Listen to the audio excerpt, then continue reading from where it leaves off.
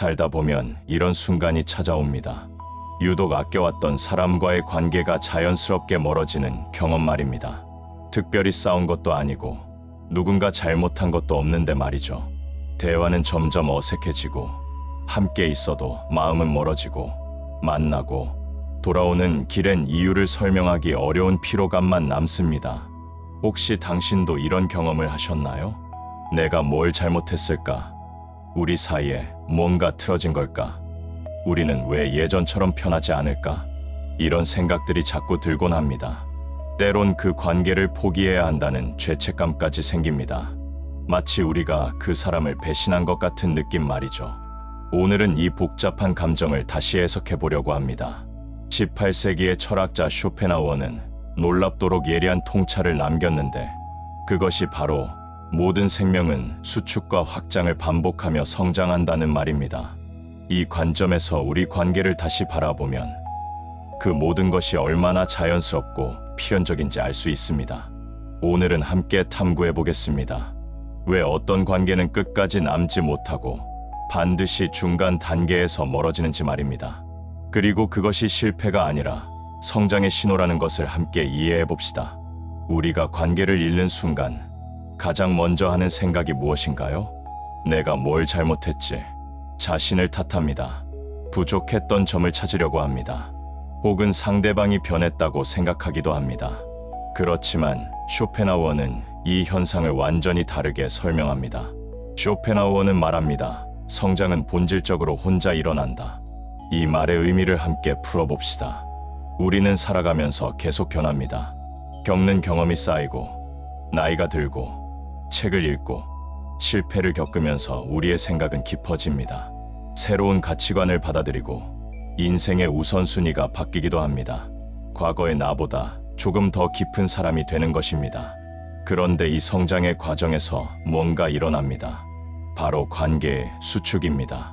생각해보세요. 당신이 새로운 깨달음에 도달했을 때 과거의 나와 맞춰주던 사람들은 어떻게 될까요? 당신이 책을 읽고 인생관이 바뀌었을 때 여전히 예전의 관심사에 머물러 있는 사람과는 대화가 맞지 않게 됩니다. 당신의 삶의 속도가 달라졌을 때 같은 속도로 살던 사람들은 자연스럽게 멀어집니다. 이것은 아무도의 잘못이 아닙니다. 이것은 당신이 성장하고 있다는 신호입니다. 마치 나무가 새로운 가지를 뻗기 위해 먼저 자신을 집중시키듯 우리도 새로운 단계로 나아가기 위해 일시적으로 관계를 수축시킵니다. 가까웠던 사람들이 갑자기 멀어지는 것처럼 보이지만 사실은 당신의 삶이 다음 국면을 준비하는 과정입니다. 혹시 당신도 이런 경험을 했나요? 어느 날 갑자기 직업을 바꾸고 싶어졌을 때, 그때까지 자주 만나던 친구들과 대화가 어색해졌던 일, 혹은 종교나 철학에 눈을 떴을 때 그것을 공유하기 어려워하던 주변 사람들, 아니면 힘든 시간을 겪으며 인생을 다시 생각했을 때 예전처럼 사소한 것들에 웃음이 나지 않았던 경험 말입니다. 그 모든 것이 수축입니다. 그리고 수축은 성장의 신호입니다. 당신은 아마도 초등학교 때의 친구를 기억할 것입니다. 그때는 왜 그렇게 자연스럽게 가까웠을까요? 이유는 매우 단순했습니다. 같은 교실에서 지냈고 비슷한 고민을 했고 비슷한 미래를 꿈꿨습니다. 무엇보다 속도가 같았습니다. 우리는 어릴 때 비슷한 속도로 자랍니다. 학년이 올라가면 모두가 함께 올라갑니다. 같은 시간에 같은 것을 배우고 같은 속도로 성숙해집니다. 그래서 어떤 노력도 없이 자연스럽게 친해질 수 있었던 것입니다. 그러나 20대, 30대, 40대로 접어들며 상황은 완전히 달라집니다. 누군가는 좋은 직장을 얻고 책임감을 가지게 됩니다. 누군가는 결혼을 하고 가족의 무게를 짊어집니다. 누군가는 깊은 영적 깨달음을 얻고 인생을 다시 정렬합니다. 누군가는 실패를 경험하고 더 겸손해집니다.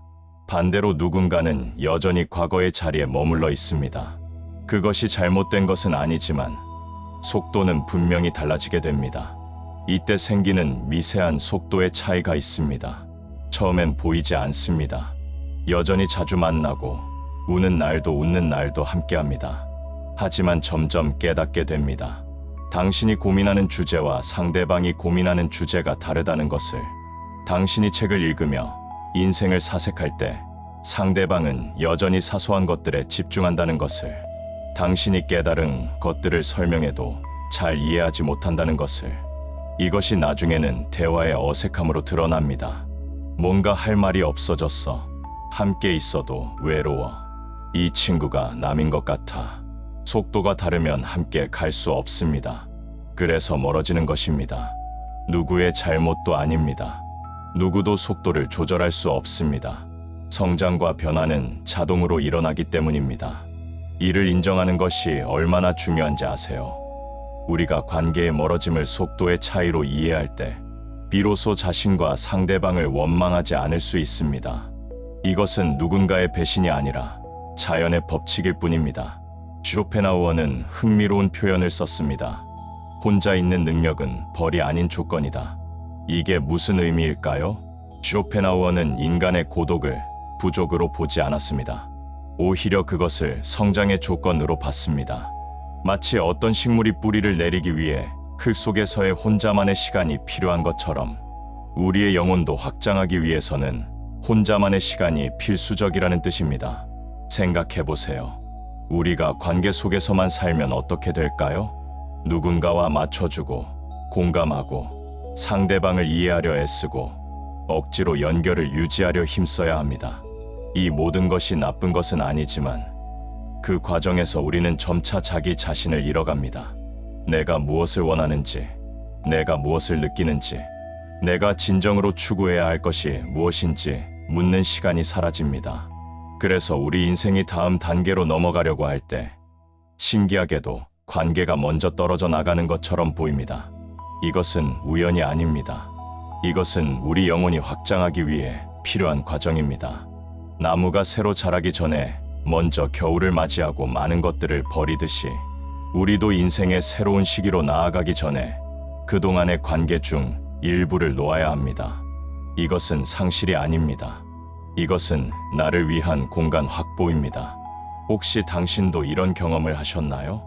어떤 친구와의 만남이 점점 피곤해지기 시작했을 때 그 친구는 무엇도 안 한 것 같은데 자꾸 이유 없이 만나기 싫어졌을 때, 혹은 오랜 시간을 함께했던 사람과의 관계를 정리하고 나니 오히려 한결 가벼워지고 명확해진 경험 말입니다.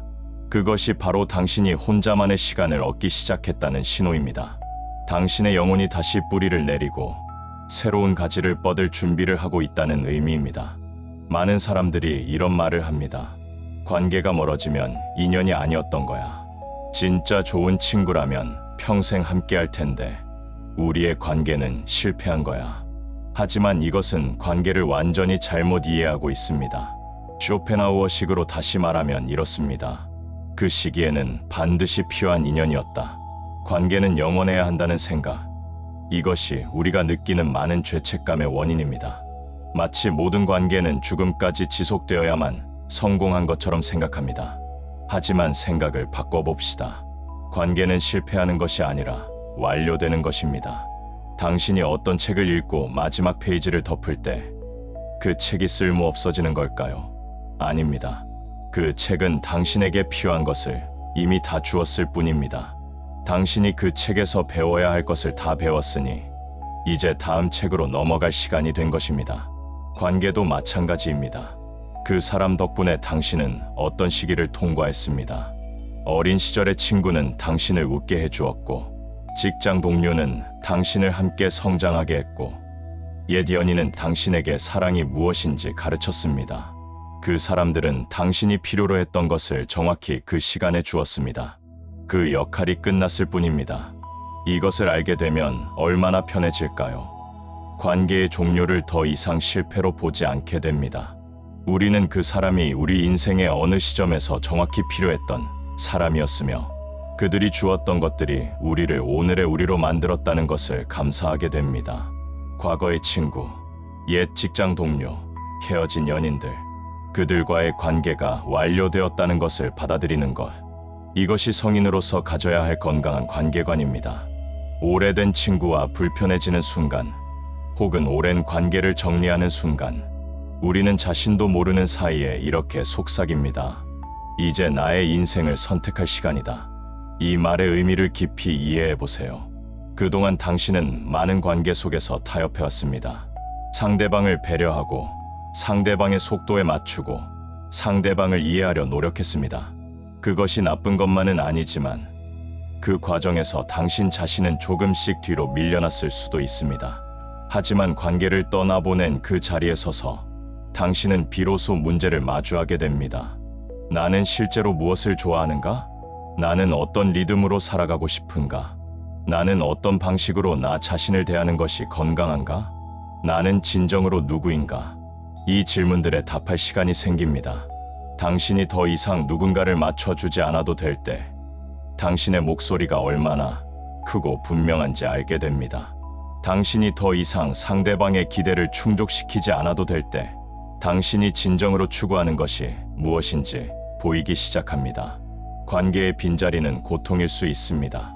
외로울 수도 있습니다. 하지만 동시에 그것은 당신이 자신과 마주할 수 있는 기회이기도 합니다. 이 고독함 속에서 당신의 삶은 점점 선명해집니다. 당신이 무엇에 화내는지, 무엇에 웃는지, 무엇에 눈물 흘리는지가 더 뚜렷해집니다. 당신의 가치관이 더 분명해지고 당신의 목표가 더 뚜렷해집니다. 당신이 어떤 종류의 사람과 함께하고 싶은지가 더 명확해집니다. 이것이 바로 관계의 멀어짐이 주는 최고의 선물입니다. 불편함은 성장통입니다. 그것을 견디는 과정 속에서 당신은 더 단단한 사람이 됩니다. 관계의 낯설음은 내 삶의 확장 신호입니다. 그것을 받아들일 때 당신은 비로소 어른이 되기 시작합니다.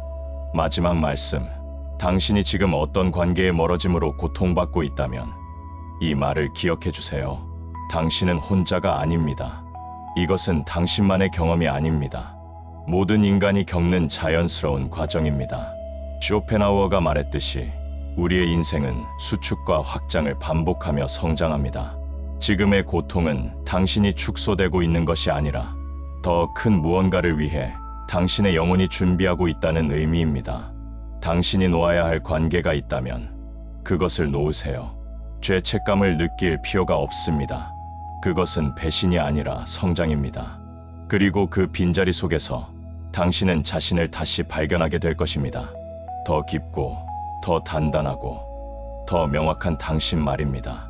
이제 당신의 인생을 선택할 시간입니다. 오늘의 이야기가 작은 위로가 되셨다면 앞으로도 공감되는 이야기로 찾아뵐 수 있도록 구독과 좋아요를 눌러주세요.